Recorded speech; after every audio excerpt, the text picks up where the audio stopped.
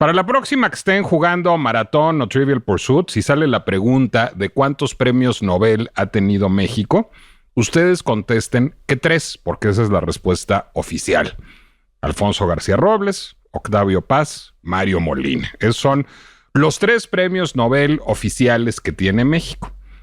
Pero fíjense que yo tengo la intuición, y quizás haya quien esté de acuerdo conmigo, pensando bien de su trabajo o no, eso no es relevante para catalogarlo como tal, que hay un 4º premio Nobel mexicano, que no es considerado como tal porque no ostentaba la nacionalidad mexicana, tampoco tenía un solo gen mexicano, pero no tenía genes estadounidenses, que era la nacionalidad que ostentaba. En realidad, genéticamente era 100% noruego, porque venía de una familia de inmigrantes noruegos por los 2 lados y había nacido en Iowa, pero casi todo su trabajo se desarrolló en México.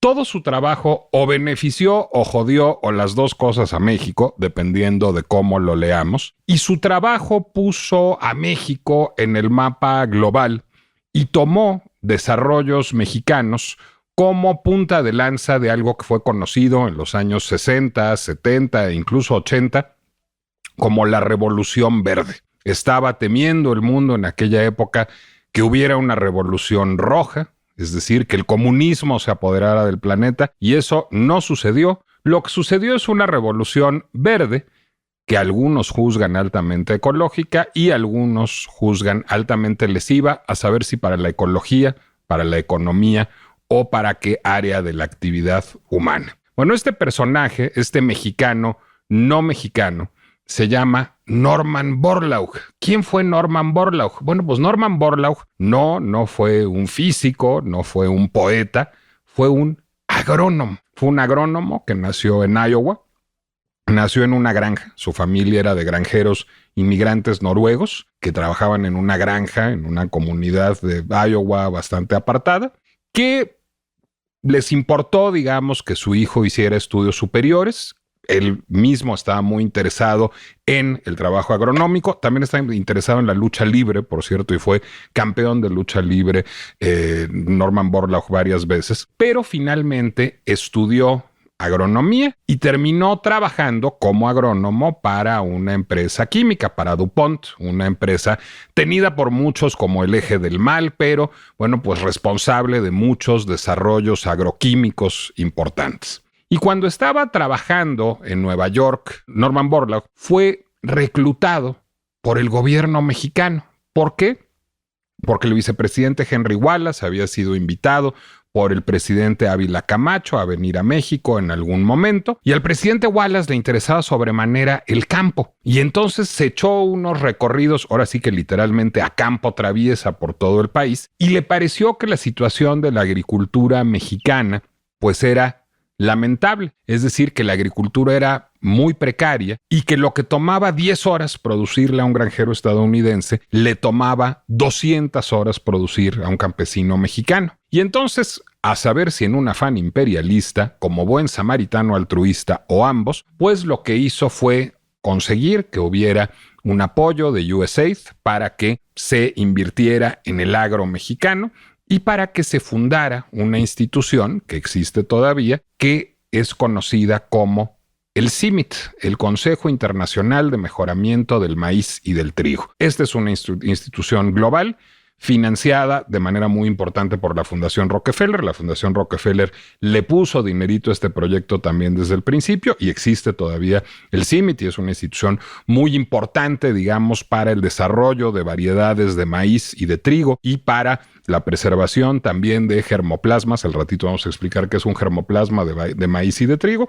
Total, se funda el CIMMYT y se trae a este hombre, Norman Borlaug, a que trabaje en México y a que busque mejorar el rendimiento agrícola. La obsesión de Norman Borlaug era el rendimiento, cómo hacer que las plantas rindieran mucho, es decir, que pues, se produjera la mayor cantidad de trigo o la mayor cantidad de maíz posible. Y entonces lo que empezó fue a desarrollar variedades híbridas, es decir, a buscar injertos, a buscar cruces entre distintas especies de maíz y de trigo, tanto mexicanas como extranjeras, hasta lograr variedades que fueran de muy alto rendimiento, pero que además, pues, fueran chaparras. Eso era importante porque las altas, si tenían muy alto rendimiento, pues ahora sí que se doblaban literalmente bajo el peso de las mazorcas, por ejemplo, o de las espigas de trigo, y que permitieran producir mucho. También lo que buscaba es que hubiera cosechas todo el año. Entonces, en aquella época se pensaba que las semillas tenían que tener un periodo de reposo, digamos, entre cosechas, y él dijo, no, y lo que voy a hacer es voy a ir persiguiendo el clima. Entonces, la semilla que planto en una temporada en Toluca, la voy a plantar a la siguiente temporada en Obregón, y así voy a estar generando todo el tiempo, pues, que haya cosecha de maíz y cosecha de trigo. Y el experimento fue más o menos exitoso. Cuando digo más o menos exitoso es, aceleró de manera muy importante, incrementó de manera muy importante la producción de trigo y de maíz en nuestro país. No logró abatir el hambre ni la pobreza, pero ahí habría que achacarlo a factores más bien económicos y políticos que estrictamente agronómicos. Y sin embargo, bueno, pues sí, logró deslumbrar al mundo. Y por aquel entonces en la India también estaban pues bastante agobiados, con bastantes penurias económicas, con un sistema de gobierno entonces más democrático que el de México. Y entonces de pronto dijeron en la India, si nos traemos a este noruego gringo que trabaja en México y que ha hecho de México un gran productor y un gran exportador de maíz y de trigo, y que se lo llevan y que se alían varios países del sudeste asiático para, siguiendo los preceptos de Norman Borlaug, pues procurar el advenimiento de lo que es conocido, de lo que sería, digamos, bautizado por la propia Organización de las Naciones Unidas a finales de los años 60 como la Revolución Verde. ¿Qué arrojó la Revolución Verde? Bueno, fíjense, entre 1967 y 1969 la producción de trigo en Pakistán aumentó un 60%. En 1969, Filipinas empezó a exportar arroz por primera vez en un siglo. En la temporada 1967-1968, la India logró una cosecha de trigo de 16.6 millones de toneladas métricas, es decir, un tercio más que el año anterior, a pesar de que hubo sequía. La siguiente temporada lograron todavía más, 20 millones de toneladas métricas. India logró ser autosuficiente en términos de producción de cereales alrededor de 1974, situación que hubiera sido inconcebible 15 años antes. Y luego, la producción de arroz en Indonesia casi se duplicó entre 1965 y 1989, con un crecimiento anual del 4.5%. Y para el año de 1983, la mitad del trigo y del arroz cultivado en países en desarrollo estaba plantado con semillas de alto rendimiento, como las que había desarrollado Norman Borlaug en el CIMMYT, en México, justamente en este proyecto que revolucionó, si no la economía, no la política y no la ciudadanía mexicanas, sí, pues digamos, el agro mexicano.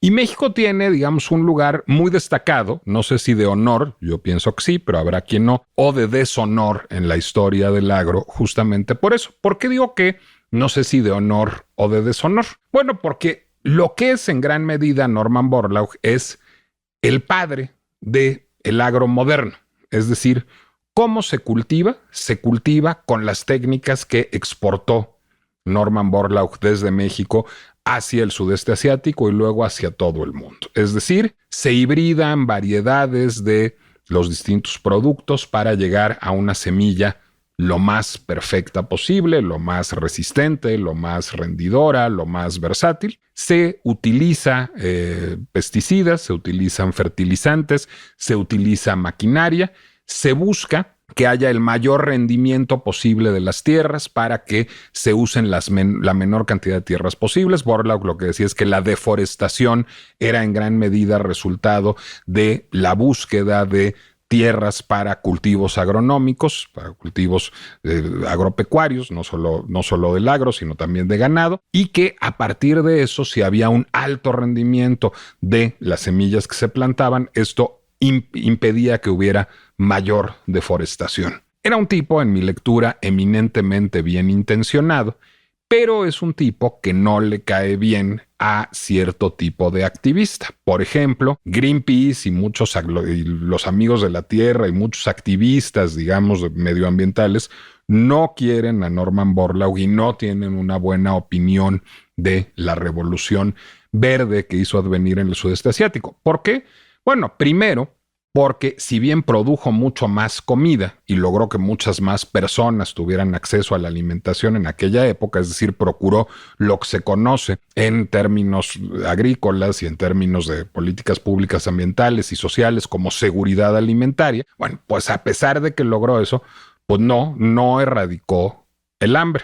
Y luego, pues muchas personas empezaron a decir que esas semillas estaban manipuladas, que esas semillas no eran las semillas originales, que se perdía valor nutricional, que se perdía sabor. Y en muchos de los casos tenían razón. Y luego que este esquema obligaba a los campesinos a comprar maquinaria y que esa compra de maquinaria lo único que hacía era exacerbar la desigualdad y que dependían de que hubiera créditos y entonces eran rehenes de la iniciativa privada y entonces eran rehenes y no de esquemas clientelares corporativos desde el gobierno y a partir de eso, bueno, pues lo que se hacía era reproducir la desigualdad. Y entonces empezaron a surgir en el mundo no solo organizaciones como Greenpeace, sino activistas como Vandana Shiva, que es esta mujer india que dicen que se dedica a ejercer su huella de carbono montando de jet en jet para ir por todo el mundo predicando la buena nueva de la agricultura orgánica y del ecologismo.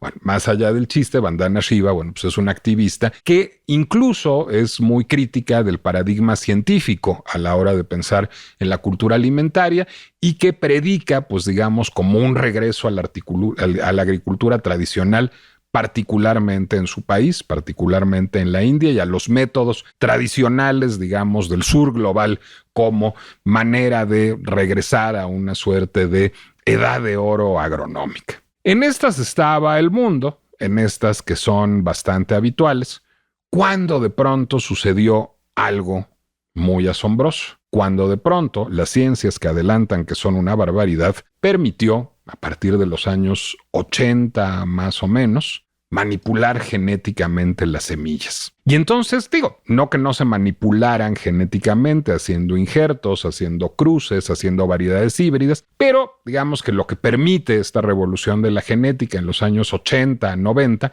es hacerlo con toda precisión. Es poner un gen de más y traer un gen de otra semilla o incluso de otra especie, o quitar un gen y permitir que una semilla pues haga más o menos lo que quien la manipula quiera, que sea, por ejemplo, resistente a las plagas, o que sea resistente a los pesticidas, o puede subrayar su color, o puede subrayar ciertas cosas de su sabor, o puede quitar o restar valor nutricional, o puede lograr que sea perenne o que no sea perenne. Y eso, pues, generó mucha alegría en muchos lugares.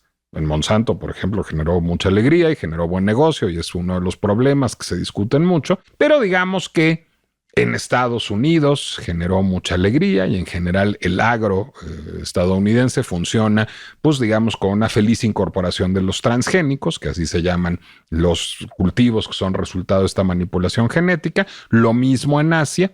Y en Europa no, en Europa están prohibidísimos todos los transgénicos, no hay transgénicos europeos. En México hubo un viejo debate al respecto en algún momento, sin embargo hay cultivos transgénicos en México, son legales hoy.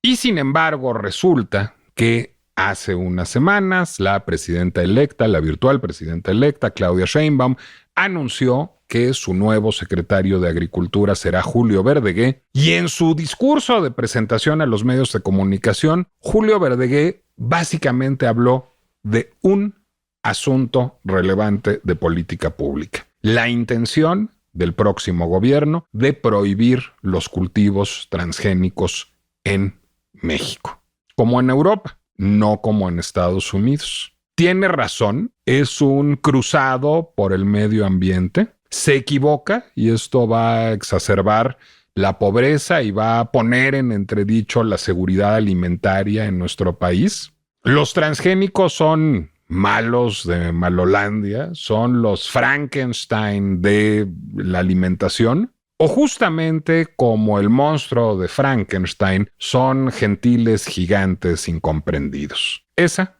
es la pinche complejidad de lo que nos metemos a la boca todos los días.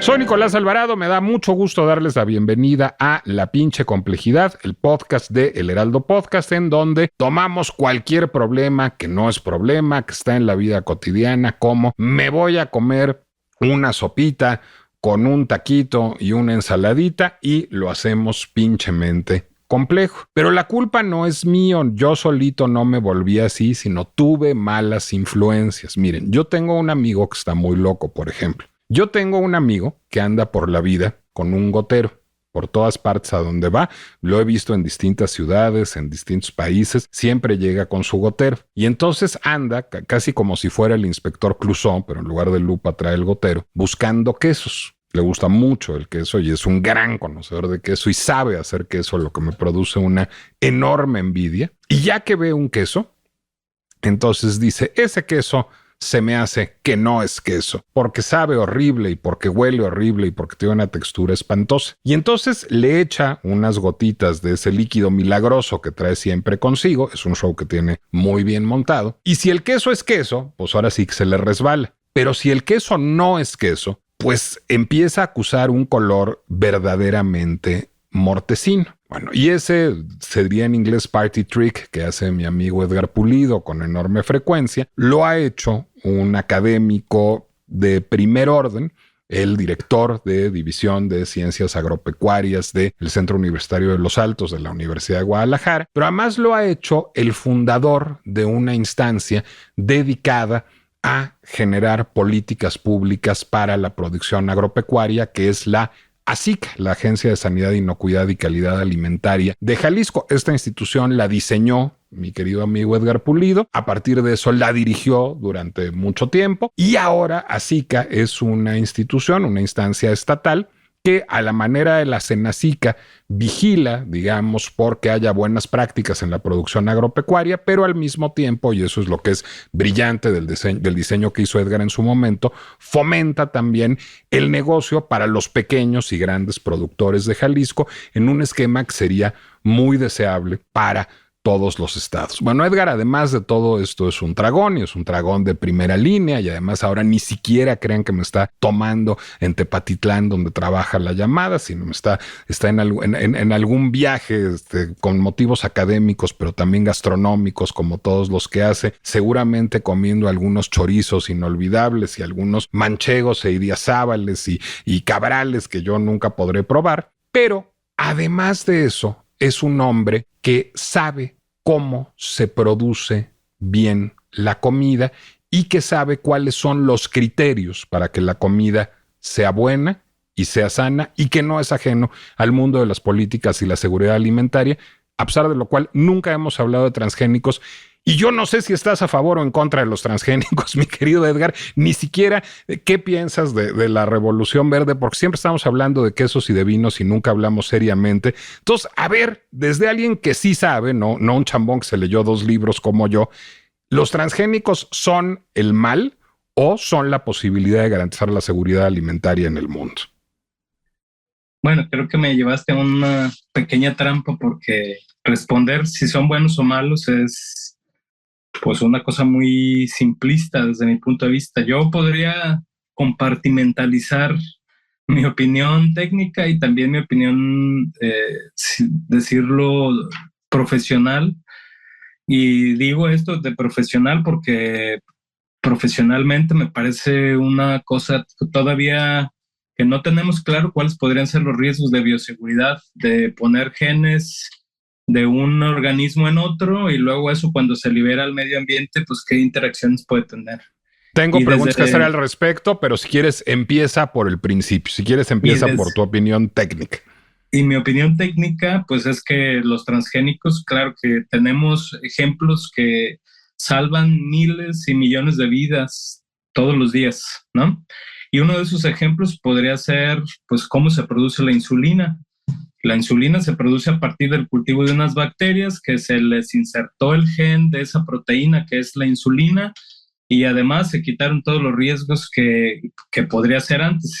Extraer insulina de los páncreas de algunos animales para poderla inyectar como una vacuna en los humanos, ¿no? Que esos serían los primeros momentos en cuanto se diseñó poder tener insulina externa para controlar pues la diabetes y la degeneración de la salud de la gente que tiene esta enfermedad. Entonces, no, pues este esposo e hijo de diabéticos te lo agradece mucho. Es decir, antes de que existiera la insulina, pues la esperanza de vida de los diabéticos era bajísima.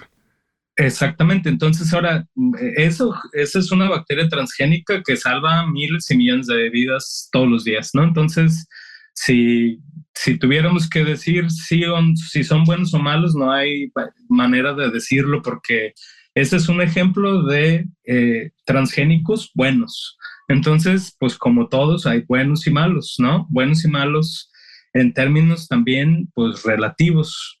Yo diría que en términos de la alimentación, pues yo lo llevaría justo a varios ejemplos de los que hemos discutido muchas ¿Para veces. qué se hace un transgénico? Es decir, ¿por qué se usa un transgénico? Y casi te voy a dividir en dos preguntas, en dos partes la pregunta.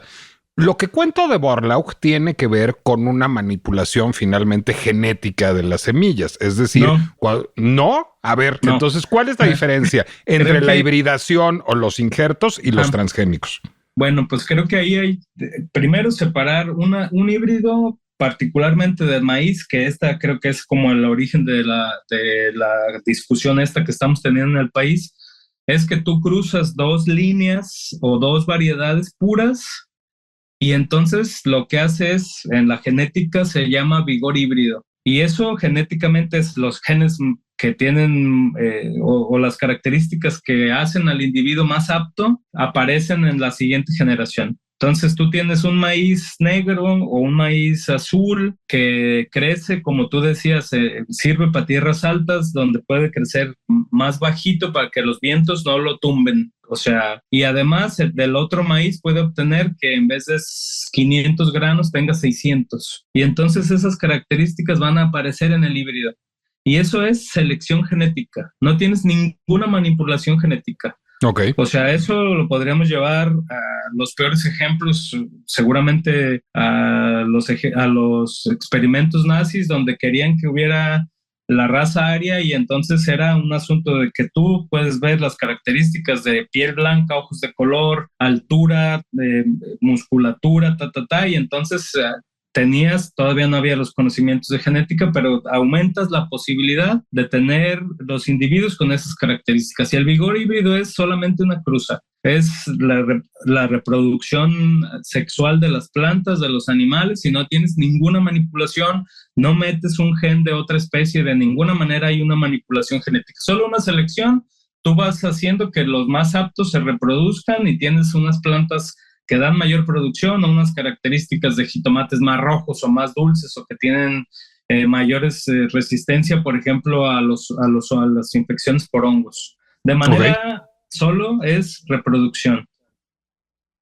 Y eso se llama selección genética. ¿En qué es distinto de esto la manipulación genética? Es decir, la modificación de genes. Justo es que tú literalmente usas una técnica que también se diseñó hace mucho tiempo que se llama CRISPR Cas9, que es literalmente la función control Z del Word. Y tú puedes cortar, o sea, cortar con enzimas un segmento del gen, porque en esa secuenciación de los genes tú sabes qué regiones codifican para tales características. Eso es lo que ha dado pie en este momento de la historia y tenemos ya unas bibliotecas que nos dicen que tal región genética codifica para tal característica. La secuenciación genética, ese gran hito que tuvimos cuando ya teníamos la secuenciación del humano, pues luego fue por cada especie y hoy podemos tener incluso, por decirte un ejemplo, genes que codifican para la alineación de los pezones en las vacas y nos va a dar mejor características de ordeño, ¿no?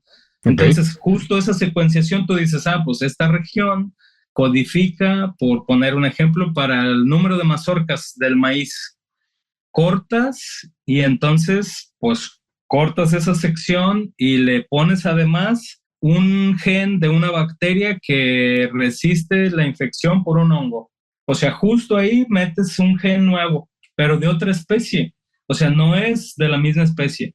Y la transgénesis justo es eso, que tú traes de otra especie una porción de un gen y lo insertas en el genoma de esa especie. Eso, o sea, no podría usar la palabra Frankenstein, pero es un nuevo organismo. Me gusta mucho que hayas usado la palabra Frankenstein, que yo fui el primero que usé, me acuso de ello, porque lo decía yo en la introducción, pues Frankenstein finalmente era un monstruo incomprendido. Es decir, Frankenstein era buena onda, nada más porque se veía distinto, digamos, la gente le tenía miedo, el monstruo de Frankenstein. ¿No les pasa un poco lo mismo a los transgénicos, Edgar? Sí, pero además creo que tendremos que analizar desde muchas aristas el tema, porque, en este momento estamos dando una discusión que tiene que ver con asuntos sociales, ambientales, antropológicos, de gastronomía, porque Venga. justo la discusión está parada en el tema de que vamos a perder la identidad y vamos a perder la capacidad de tener maíces propios y que entonces el registro de propiedad industrial nos va a quitar la capacidad de tener semillas para seguir sembrando. O sea, justo está la discusión ahí que a mí me parece un poco tramposa porque pues como muchos temas que están ocurriendo en nuestro país, hay discusiones súper tramposas y que no tienen un terreno parejo. O sea, no es desde la evidencia científica, sino más bien desde una posición dogmática, ¿no? Entonces, justo es saber, si le quitamos toda la paja y todo el tema sociológico, político, antropológico y todas estas cosas, bueno, ¿qué pasa con los transgénicos para la alimentación? Es que todavía hay, incluso han tenido a lo largo de la historia, pues algunas controversias. Ha habido un par de científicos que han falsificado datos y entonces justo esos de estas organizaciones activistas los han usado como su estandarte para acusar de que está siendo manipulada la ciencia, para decirnos con los avances que no son dañinos para la salud, cuando tenemos ejemplos que son, te puedo decir que también vacunas transgénicas que salvan cientos de millones de vidas también cada año, ¿no? Entonces, justo es saber, tenemos en la industria farmacéutica pues digamos que una biblioteca de productos que salvan cientos de millones de vidas y que no los podemos acusar de ninguna manera más que o lo podríamos usar como ejemplo. Tienen algunos efectos secundarios que, dependiendo del organismo, el país, interacciones medicamentosas propias de la gente que tenga enfermedades degenerativas que les causan un grado de reacciones secundarias, ¿no? Ese para mí podría ser un gran ejemplo. Pero llevados a la alimentación animal, justo ahora sí, ¿qué tenemos? Hay muchísimos documentos que ahora sí tendríamos que diseccionar con cuidado, porque justo contigo hago la trampa de que hemos hablado mucho del tema de la inocuidad y justo me parece que es por ahí el tema que deberíamos estar discutiendo. O sea, en Europa, bueno, están prohibidos porque hay un riesgo, hay algunos elementos de riesgo que hay genes que se pueden escapar y luego ir a otros animales o a otras plantas y causar efectos secundarios, ¿no? Pero particularmente yo lo llevaría a nuestra región, América Latina. Nosotros somos la región que, ahora sí lo puedo decir, que en términos de biodiversidad es donde está concentrada la gran biodiversidad del planeta. Entonces, si traemos esas semillas que no tenemos todavía la claridad de que puedan combinarse, incluso desaparecer. Por ejemplo, nosotros tenemos teocintle, que es la planta originaria del maíz, ¿no? Uh-huh. Y ahí está, para mí ese es el sagrado grial. Tenemos esa planta todavía a nivel en el medio silvestre, todavía tenemos semillas en algunos lugares conservadas. El CIMIC es una gran biblioteca biológica de germoplasma de todas las variedades de semillas y de trigo y de maíz, pero justo es que cuando tú liberas el polen del maíz, pues no tenemos el control de que pase un insecto, una abeja o cualquier otro polinizador y lo lleve a una parcela de maíz originario. Y entonces eso se va a cruzar y los genes ya están ahí en el polen de la planta transgénica con la originaria. Y aunque hay una cosa que de argumento de las empresas, porque justo ahí está la discusión, son empresas transnacionales, son extranjeras, son Bueno, hoy eso ha ido avanzando de la propiedad de la biodiversidad, es de la humanidad, ¿no? Pero nadie nos garantiza que mañana las empresas digan, usted tiene esos genes que son mi desarrollo, son mi propiedad,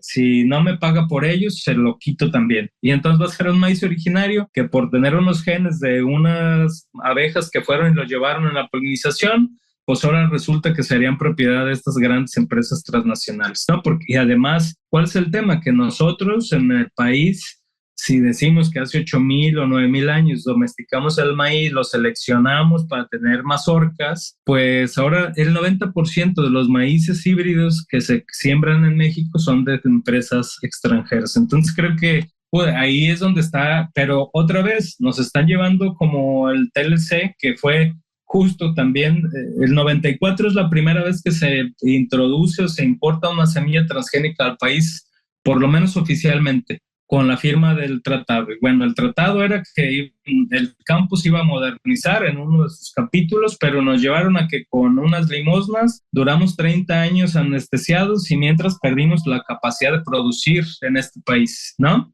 Entonces, pues el problema es que hoy con los transgénicos otra vez estamos dando un salto cuántico a la producción de alimentos, pero hay muchas letras pequeñas que no se han aclarado.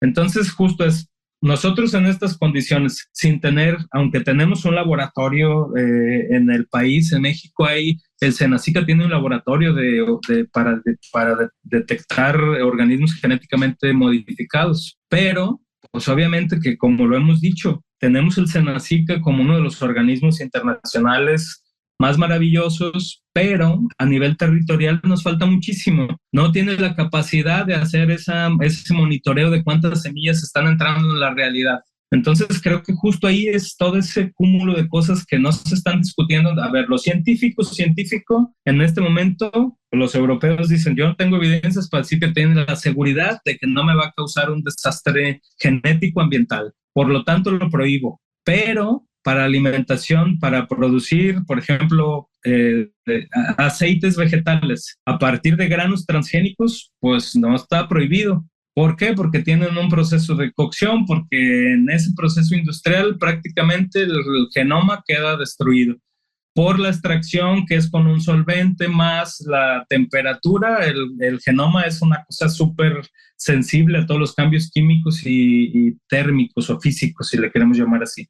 Entonces, prácticamente, si tú tienes aceite, ya el material genético queda eliminado y solamente tienes el aceite como un extracto de esas semillas. Entonces, justo ahí está que la complejidad de la discusión.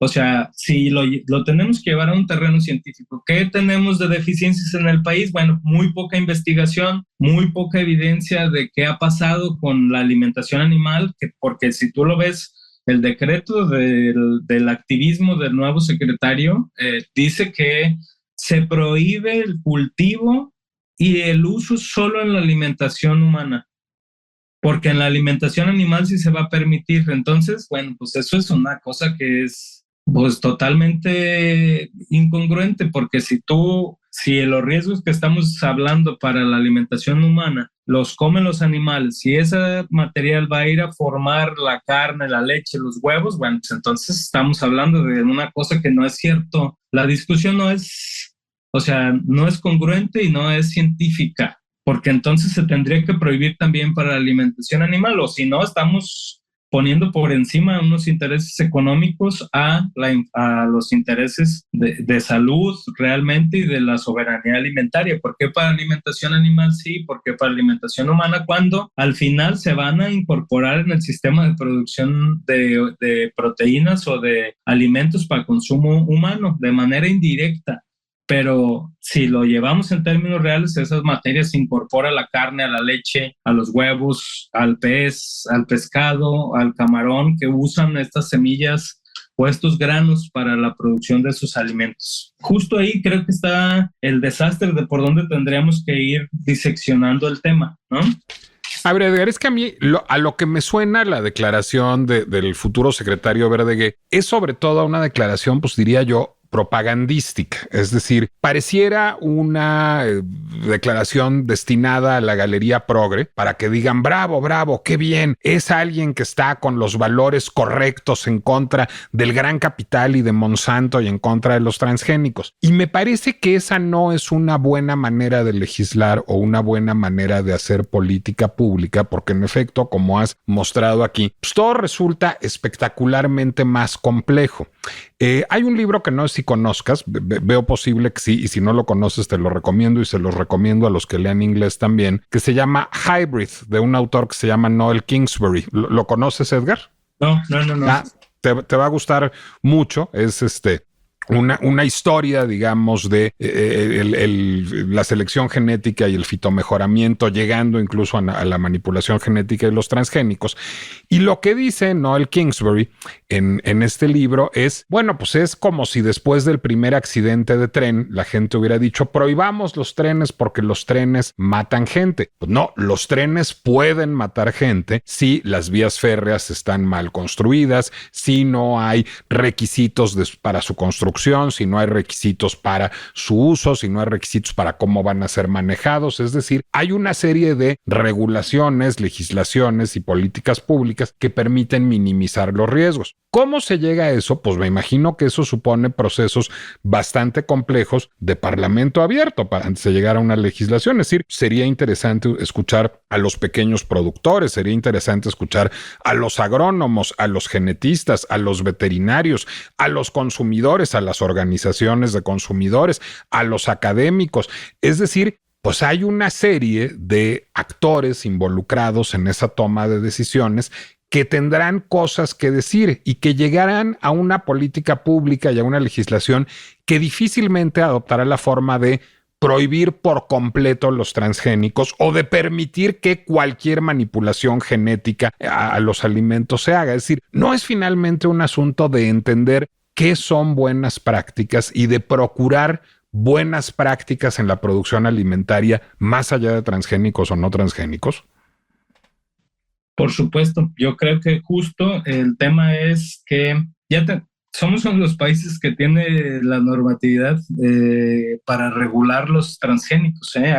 América Latina son pocos países siquiera que lo tengan medio más o menos delineado el tema de los organismos genéticamente modificados. ¿Cómo están regulados hoy? Hoy tenemos pues alrededor de 8 o 9 documentos. Tenemos la Ley de Bioseguridad de Organismos Genéticamente Modificados, el reglamento de la Ley de Bioseguridad, tenemos el acuerdo por el que se delegan estas funciones de cumplimiento de la ley en el SENASICA, se determinan los centros de origen y centros de diversidad genética del maíz, que justo eso es para lo que tiene que proteger con esta prohibición. El acuerdo por el que se determina la información y documentación que debe de presentar en caso de realizar utilización confinada de productos que contengan organismos genéticamente modificados. Le vamos a llamar OGMs ya para abreviar 3 palabras. Tenemos una ley, una norma oficial mexicana de las características del reporte de los OGM, y tenemos la norma oficial mexicana NOM 001 SAG Bio 2014 que determina las especificaciones generales de etiquetado de organismos genéticamente modificados que sean semillas o material vegetativo destinado a siembra, cultivo y producción agrícola. Entonces, tenemos todos esos documentos ya que se basan en la Convención de Cartagena, que justo esa es la reunión mundial donde se empieza a discutir el tema, porque eso se llevó a la OMC para poder tener ya unos parámetros de intercambio comercial y donde la Unión Europea determina que eso se prohíbe definitivamente, ¿no? El uso en alimentación animal se prohíbe y su cultivo en su territorio. ¿Qué pasa? Pues lo mismo que pasa con nosotros. Cuando tienes derivados como el aceite o algunas pastas que son extruidas ya cocidas, no está prohibido, solo lo tienes que anunciar. Y entonces en las etiquetas dice, producto se fabricó a partir de organismos genéticamente modificados. Y entonces otra vez lo dejas a la decisión del consumidor, pero obviamente que esos productos, particularmente en Europa, tienen un monitoreo no solamente de su registro y el anuncio, porque ¿qué pasa? Igual que la sanidad de la inocuidad, si tú dices que la carne puede tener tales riesgos, vas y monitoreas que no estén los riesgos. ¿Qué pasa con los transgénicos? Lo tenemos que elevar a ese grado, o sea, es un material genético que combinado puede escaparse y entonces causar algunos problemas de transgénesis en el medio ambiente, ¿no? A nivel salvaje o silvestre, como lo queramos llamar, en especies salvajes. Por lo tanto, si nosotros en la modificación de la ley se anuncia, pero tenemos que tener la cultura de saber que estamos leyendo, que es un contenido de un organismo genéticamente modificado y se debe monitorear que mañana no aparezcan porque se tiene que regular dónde se están liberando esos genes. ¿Qué regiones? Si tú me dices que estás importando 17,000 toneladas de maíz, me tienes que decir que son para alimentación animal de la zona de Jalisco, más productora de huevo, de carne, de leche. Me tienes que decir que se está mandando a la zona lechera de Chihuahua y Coahuila. Me tienes que decir que es para el noreste de México, en Tamaulipas, Nuevo León, para producción de carne. Y ahí particularmente tienes que hacer un monitoreo de lo que está pasando y no encontrar los genes en otra parte más que en las semillas de los alimentos para los animales. En ningún otro lado los tienes que encontrar. No los tienes que encontrar en semillas de pastos, en los árboles, en semillas originarias de maíz azul, de maíz rojo. No los tienes que encontrar. Hay que hacer ese monitoreo. Para mí, ¿cuál es el riesgo? La incapacidad de poderlo hacer en este momento en el país. A ver, si estoy entendiendo bien, hay una legislación, hay regulaciones, esa legislación, esas regulaciones son correctas, pero insuficientes. Habría que trabajar en construir una mejor regulación del uso de organismos modificados genéticamente, dicho para los cuates de transgénicos, y a partir de eso habría que hacer la inversión necesaria en infraestructura y o obligar a los grandes productores a hacerla con otra regulación para garantizar la inocuidad alimentaria. ¿Es como por ahí?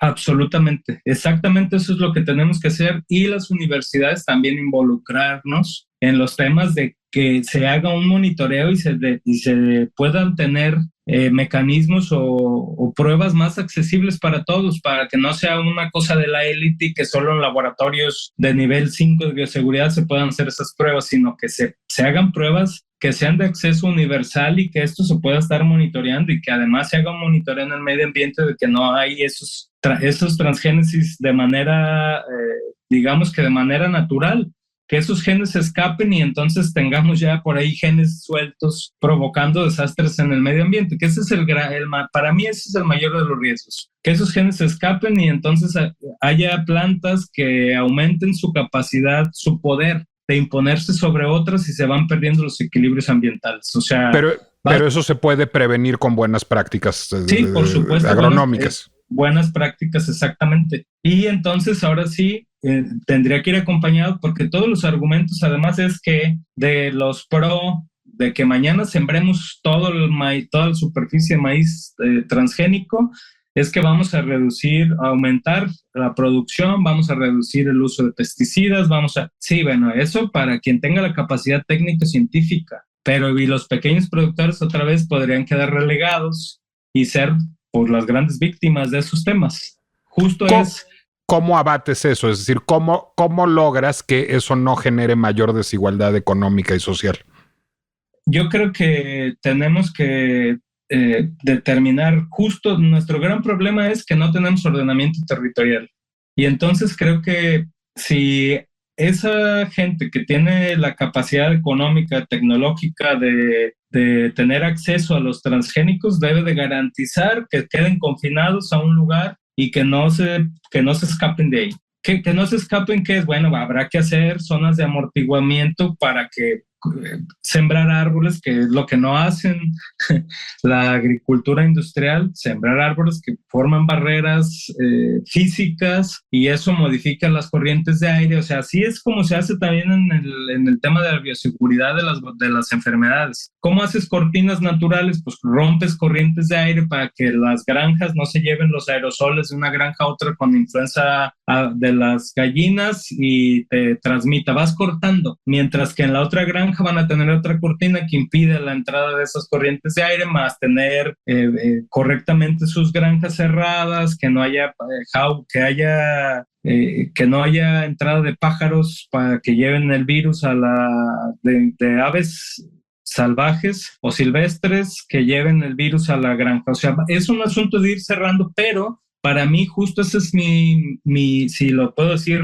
temor, es que si todavía seguimos dando la discusión para temas de enfermedades entre animales, pues no entremos a un nuevo juego que tiene, o sea, lo podremos tener en nivel, yo lo pondré en nivel 5, los transgénicos, cuando no hemos sido capaces ni siquiera de tener buenas prácticas agrícolas para todos, buenas prácticas pecuarias para todos, la inocuidad garantizada, la trazabilidad garantizada. Yo pondría, si mañana me dice que hay una inversión multimillonaria para garantizar la trazabilidad de los transgénicos, más las buenas prácticas y que no van a andar por ahí mal utilizándose porque ahora lo cruzo, porque yo hago mi propia cruza, y que eso sea un delito hacerlo, o sea, si no se reporta, que la gente no pueda arriesgarse a hacer cruzas. Lo que te estoy diciendo es, ahora se convierte en una espada de doble filo, que la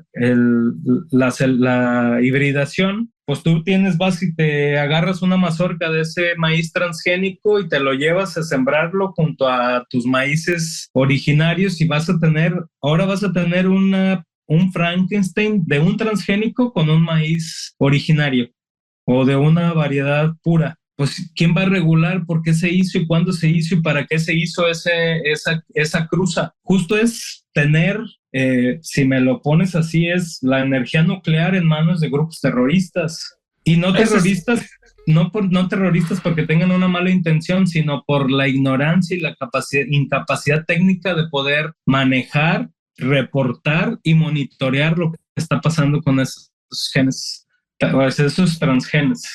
¿Cuál es el riesgo del prohibicionismo? O sea, de hacer lo que dice el futuro secretario y decir, los prohíbo y chingue su madre, digamos.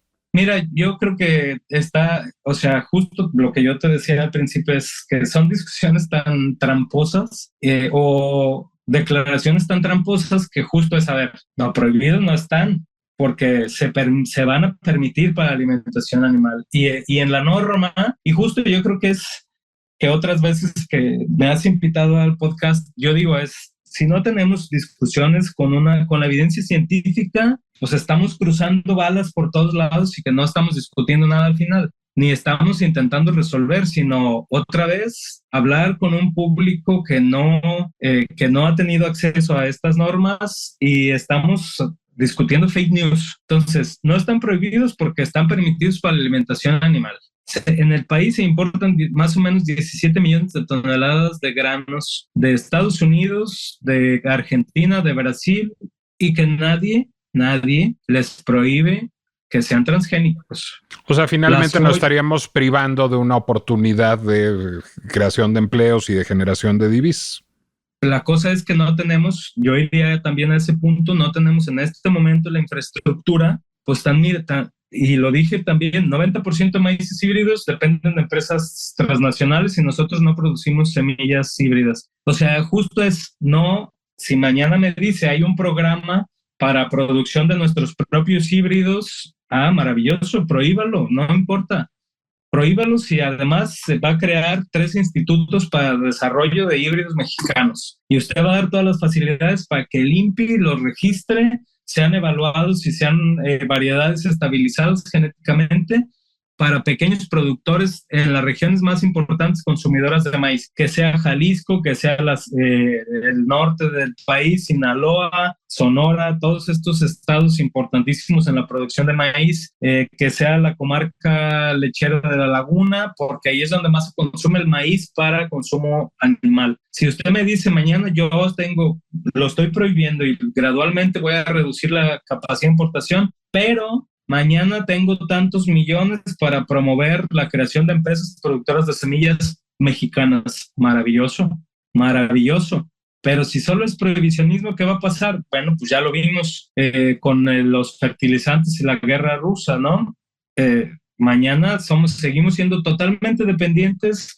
Hay un conflicto que no tiene nada que ver con nosotros, incrementa al 200% el costo de los productos de la materia prima. ¿Qué pasa? Inflación inmediatamente. Y para reducir el descontento, pues le vamos a meter otros 108,000 millones de pesos que podrían ser inversión en infraestructura, a bajar la inflación porque el gobierno empieza a regalar maíz, ¿no? Entonces, pues eso sí es para mí corporativista, clientelar y todas las características que a veces tiene este gobierno, ¿no? O sea, para ponerlo en términos reales, eso a mí me parece, si no entremos a esa modernidad, si no hemos construido los mecanismos legales, tenemos ya, pero prácticos de operación, de instrumentación de esa política pública no los tenemos. Estamos totalmente indefensos y estamos indefensos y no estamos prohibiendo totalmente. O sea, vamos a jugar con esos granos y estamos jugando desde hace mucho tiempo. ¿Qué tenemos que hacer? Documentar qué está pasando, si realmente, porque si no, otra vez dos bandos como el bando de los fifís y los chairos.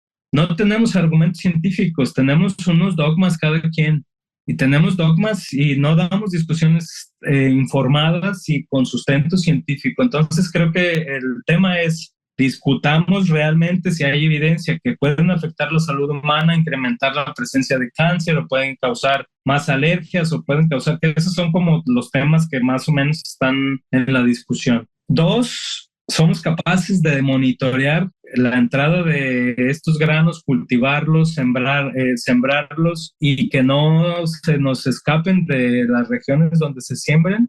Yo ahí pondría el tema. Tenemos que diseñar unas buenas prácticas y la bioseguridad, sobre todo, es bioseguridad de los transgénicos. ¿Cómo los vamos a controlar? O sea, las vacunas, por ejemplo, se determina, estas vacunas de COVID, pues si no eran transgénicas, pues fueron con la utilización de tecnologías de este tipo, de genómicas. Y entonces, ¿qué garantizaban? Pues que no se escapa ese material genético y va a ser en un armadillo mexicano, va a ser un laboratorio de COVID nuevo y va a ser ahí una cepa que mañana pueda matar 100,000 millones. Esto justo es lo que va reduciendo los riesgos de bioseguridad. Es tener nuevas tecnologías también implica una responsabilidad de poder tener su control, su trazabilidad. O sea, justo ese es el tema ahí. ¿Dónde están los mecanismos y quién lo va a vigilar? Edgar Pulido, ¿dónde podemos seguirte en redes sociales? Pues solo tengo Twitter. ¿Y cuál es tu handle en Twitter? @_epulidoc_. @epulidoc. @epulidoc, @epulidoc_ en Twitter. A mí me pueden seguir en Nicolás Alvarado Lector, tanto en Instagram como en Threads. Y les recuerdo que La Pinche Complejidad es una producción del Heraldo Podcast que pueden consultar en Spotify, Deezer, Amazon Music, Apple Music, YouTube y cualquier lugar donde escuchen podcasts. Gracias, Edgar Pulido, de verdad. Y yo les recuerdo que la buena política pública se hace con evidencia, no con ideología, y que lo que es válido para los transgénicos es válido también para la reforma del Poder Judicial. Hasta la próxima.